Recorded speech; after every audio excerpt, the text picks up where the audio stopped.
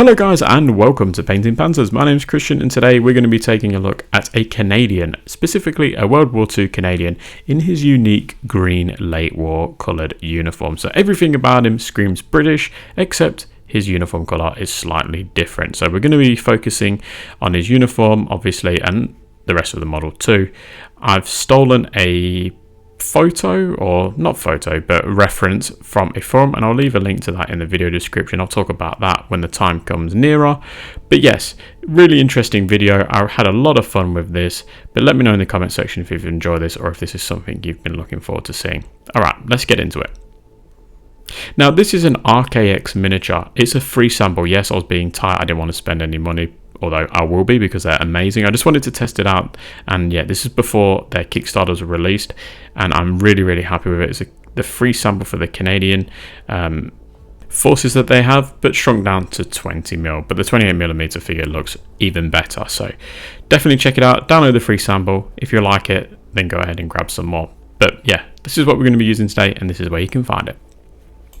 Now, as always, I start by priming my model in Tamiya Surface Primer Light Grey, and then I use US Dark Green for that green uniform colour. And I don't paint the jerkin, just paint the uniform, so the arms and the legs in this US Dark Green. And I must give a huge shout out to Mick in Switzerland for his photo on the TMP forum. I'll leave a link to it in the video description, but he actually got a good photo and I've stolen his suggestion. So thank you for that, Mick, if you're watching this.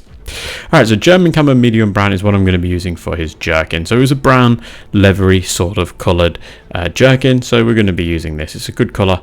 Once you add a bit of orange to it, it really gives it a nice worn jerkin colour, which is what you want. Now for the webbing, I'm going to be using khaki. You could opt to use US olive drab or Russian uniform World War II if you want green webbing, because the Commonwealth forces like the Brits and the Canadians would have used Blanco to tone their webbing green, but you can also use just your khaki color as well, which is what I'm going to do today to mix it up a little bit. So khaki is what I'm going to be using for all of the webbing, and then I'm also going to be painting his sort of bandana. I don't know what your actual term for this is, but it's that, and then the helmet strap is going to get a good coat of this as well as his gaiters, so those things there on his ankles, and finally his Bren sling.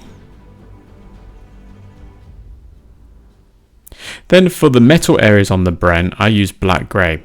Now you paint majority of the metal areas in this colour, but just leave the front end of the barrel because that is more of like a metallic silver color, whereas the rest is like a gunmetal gray. So have a look at Google Images. I can drop a little photo in at the point as well, just so you get an understanding of what I actually mean. Also paint the metal parts of the entrenching tool in this color as well as the shovel if he's got one. This particular guy's got a big ass shovel tucked in through his webbing there. Then for the wooden areas, so in this case on the Bren, I'm going to be using flat earth for that. So there's obviously a few wooden areas on this, but I'm focusing on the actual Bren gun, so the stock and the pistol grip, as well as there's a little handle as well on the top there, just near the magazine. Do make sure you get that. You can see here, I'm just going to get that now.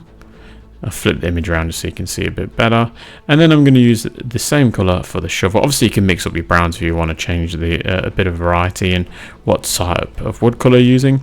And then his entrenching tool is also going to get a coat of this as well. And then that English uniform I mentioned before, we're going to be using that, but this time in on his canteen. So obviously if you're painting a late war British uniform, then this is the sort of color you want to be using. But for these Canadians, they were a little bit different. We want to make sure we give them that green uniform. Then black is what I'm going to be using for his boots. You can go with a dark grey if you really want to, but black's going to work great once you give it a dry brush of whatever earth colour you're using or pigment. Then for his helmet, I'm going to be using refractive green. Again, you could probably just use US dark green if you wanted to, or any other variation of that same sort of color green, but refractive green works pretty nice for it. It's subtly different, but also relatively the same. Now I mentioned the front of the barrel, and I've dropped an image in here, but I'm going to be using base lead belcher to capture that. So you want to give it this nice silvery barrel. It actually makes the Bren look a little bit nicer as well. It gives it a bit of definition, and it's not all just a sort of black grey colour.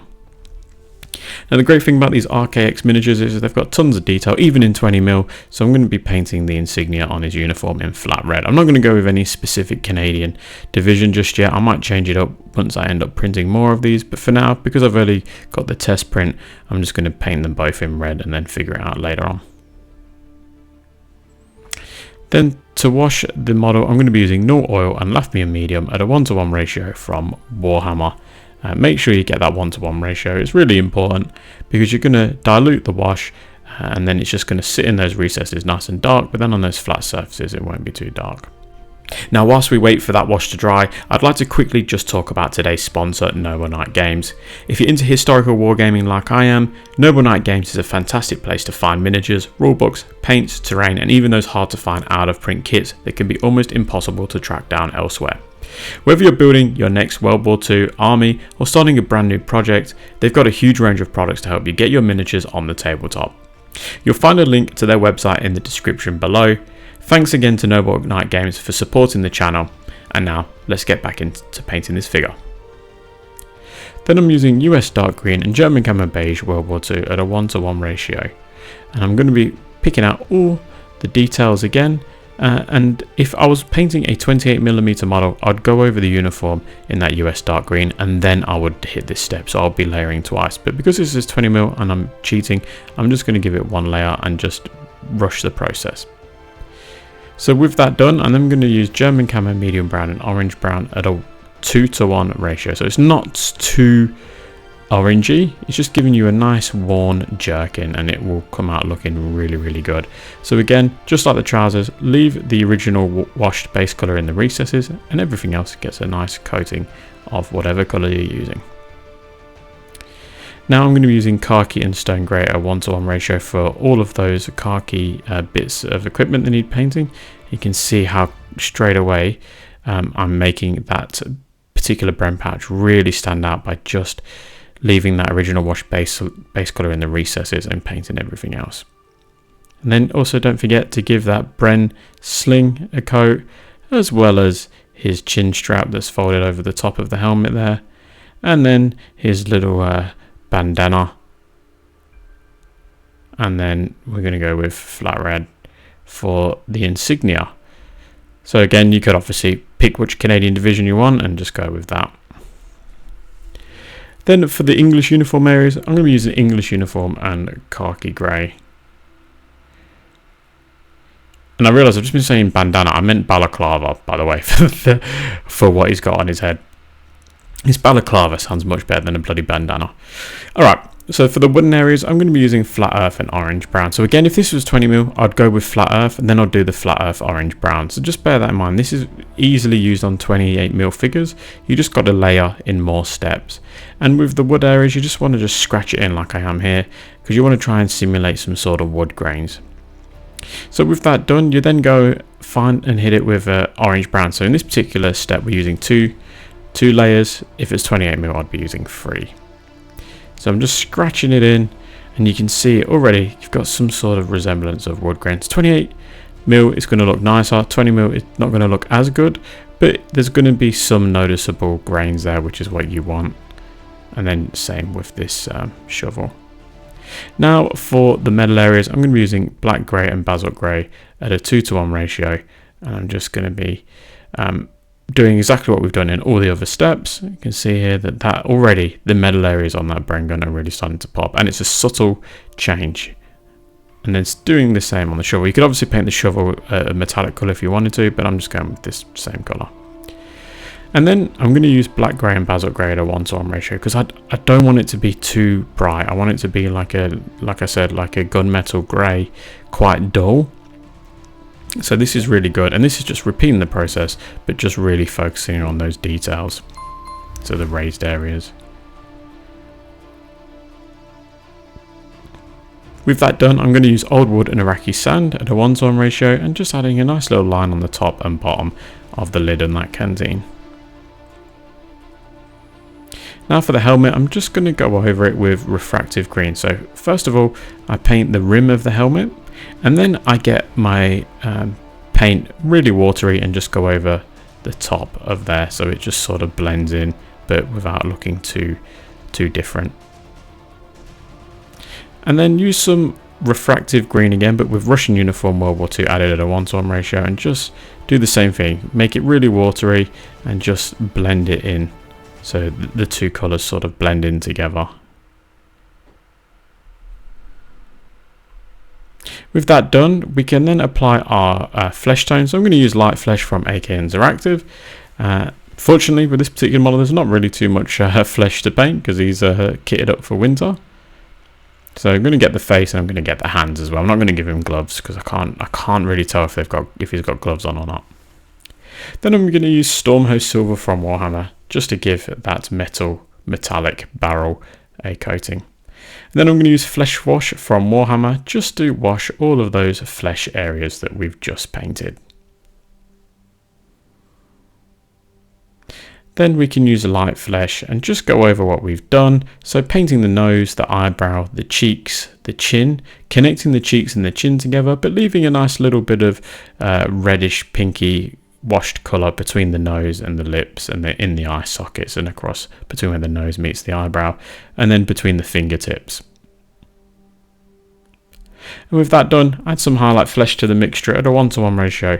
Repeat the process, but this time reduce the amount that you're doing. So do the chin and the cheeks, but don't connect the chin and the cheeks this time. So I'm just painting underneath each eye socket and just a little bit on the cheek, a line on the nose, a line on the eyebrow, that kind of thing.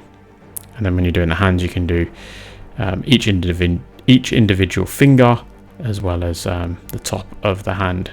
And if you can see a bit of the wrist as well. And then you should have something that's come out like this. Again, this is 20mm, but your 28mm figure will also look just as good.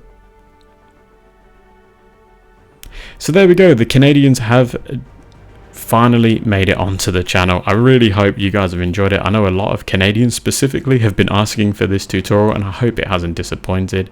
Again, I must thank Mick from the TMP forum for this particular photo. I have stolen it, but yeah, my god, it was very, very useful. So go check it out. Link in the video description. It's well worth a look because it gives you plenty of examples of different paints that he compared to the actual uniform. So yeah, hope you've enjoyed it. Leave me a comment below if you have. A special thank you goes out to my Patreons and YouTube channel members as always, in particular those higher tier members. So that's Patrick, Oscar, James, Panzer Jim, Lack of Foresight Gaming, Mike, Mikey, Eric, Rothgar, Ian, Adam, Rob and Alan. You guys are all champions. Thank you so much for being those higher tier members. And if you'd like to join them or anyone else in the membership program, it really would be appreciated. You get access to all different kinds of perks and whatnot. So yeah, check it out and let me know if that's something you're interested in. Alright guys, I'm going to leave it here. Don't forget to drop me a comment below and I'll catch you at the next one.